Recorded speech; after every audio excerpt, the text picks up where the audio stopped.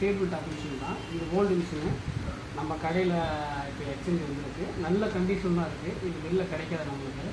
இதை பார்த்தீங்கன்னா மொத்தம் 2160 ஃபங்க்ஷனாக வரும். ஸ்ட்ரைட்டு, சிக்ஸாக்கு, ஓவர்லாக்கு, பீக்கோ, பட்டன், காஜா, கொக்கி ப்ளஸ் எம்ப்ராய்டிங் ஒர்க்கும் வரும் உங்களுக்கு.